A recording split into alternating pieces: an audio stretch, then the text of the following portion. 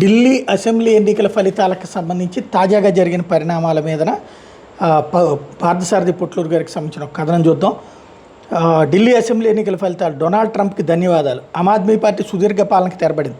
1998లో ఢిల్లీలో అధికారం కోల్పోయిన బీజేపీకి 28 ఏళ్ల తర్వాత అధికారం దక్కింది. ఢిల్లీ అసెంబ్లీ ఎన్నికల్లో ఆమ్ ఆద్మీ పార్టీ ఓటమికి విశ్లేషకులు ఎన్ని రకాల కారణాలు చెప్పినా మొదటి ప్రధాన కారణం మాత్రం గుర్తించలేకపోయారు. ఢిల్లీ గత 12 ఏళ్లుగా అక్రమంగా ఉంటున్న బంగ్లాదేశ్, మయన్మార్, రోహింగ్యాలు వేసిన ఓట్లతోనే కేజ్రీవాల్ గెలుస్తూ వచ్చాడన్నది సత్యం. కేజ్రీవాల్ అధికారం ఉన్నంత వరకు తమని ఎవ్వరూ ఏమీ చేయలేరనే ధీమా ఉండేది వాళ్ళకి.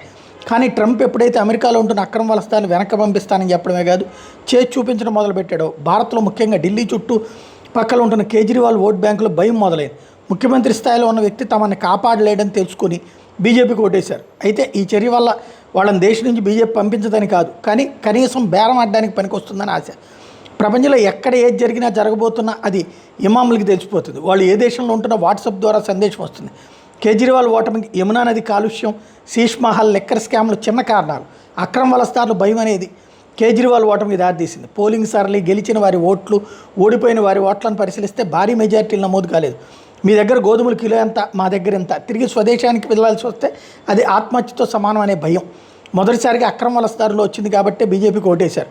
బెయిల్ మీద ఉన్న కేజ్రీవాల్ ఎప్పుడైనా తిరిగి జైలుకి వెళ్తారనే విషయం అక్రమ వలసదారులకు తెలుసు. ఆల్ ఇండియా ఇమామ్ అసోసియేషన్ ప్రెసిడెంట్ సాజిద్ రషీద్ బహిరంగంగానే నేను బీజేపీకి ఓటు వేశానని 2 రోజుల క్రితం ప్రకటించినప్పుడే కేజ్రీవాల్ ఓటమి ఖాయమైపోయింది. సాజిద్ రషీద్ మాటల్లో అన్ని రాజకీయ పార్టీలు ముస్లింస్ను ఓట్ బ్యాంక్గా వాడుకుంటున్నా తప్పితే చేసింది ఏమీ లేదు, అందుకే నేను బీజేపీకి ఓటేశాను.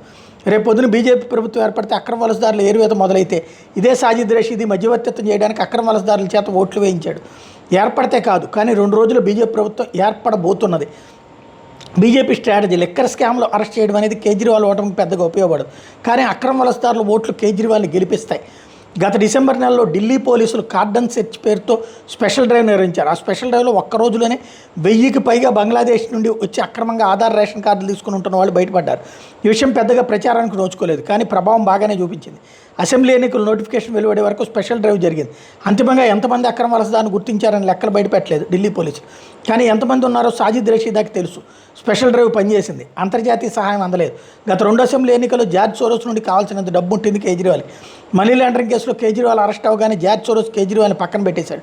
జార్జ్ సోరోస్ ఒకవైపు ఎలన్ మాస్క్ నుండి ఒత్తిడిని ఎదుర్కొంటున్నాడు, మరోవైపు పుతిన్ హిట్ లిస్ట్లో ఉండటం వల్ల కేజ్రీవాల్కి సపోర్ట్ లేకుండా పోయింది. మరోవైపు ఖలిస్తాన్ గ్యాంగ్ నుండి డబ్బులు రాకపోగా బండారం బయట పెడతామని బెదిరింపులు రావడం కేజ్రీవాల్ ఆత్మస్థైర్యాన్ని దెబ్బతీసింది. ఢిల్లీ ఎన్నికల ప్రచారంలో కేజ్రీవాల్ బాడీ లాంగ్వేజ్ ఓటమి తప్పదనే సంకేతాలు కనిపించాయి.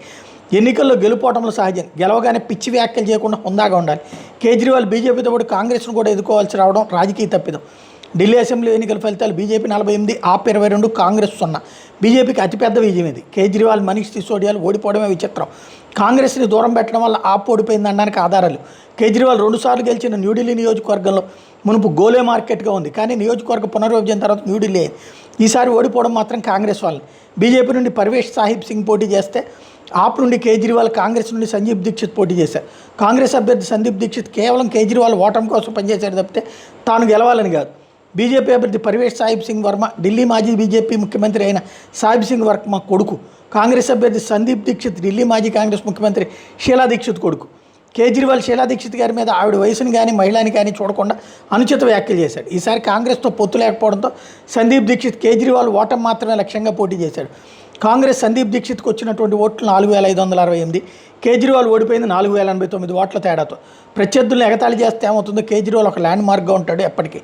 ఎన్నికల్లో కాంగ్రెస్కి వచ్చేది ఏది ఉండదు అని తెలిసి సందీప్ దీక్షిత్ కేజ్రీవాల్ ఓటమి లక్ష్యంగా పనిచేశాడు. షీలా దీక్షిత్ కుమార్తె అయిన లతికా కూడా కేజ్రీవాల్ ఓటమి లక్ష్యంగా సోదరుడితో కలిసి ప్రచారం చేసింది. నేను మోనార్క్ని నన్ను ఎవరూ ఓడించలేరు, నన్ను ఓడించాలంటే ఇంకో జన్మెత్తాలి, ప్రధాని మోడీజీని ఉద్దేశించి కేజ్రీవాల్ చేసిన ఈ వీడియోని ఇప్పుడు బీజేపీ వైరల్ చేస్తుంది. భవిష్యత్తు ఏంటి?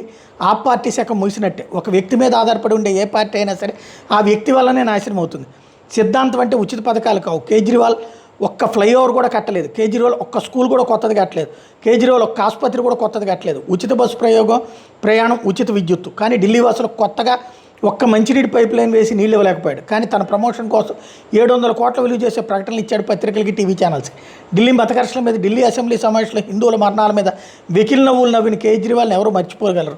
స్వాతి మాలివాల్ మీద గోండాల చేత చేయించిన దాడిని ఎవరు మర్చిపోగలరు?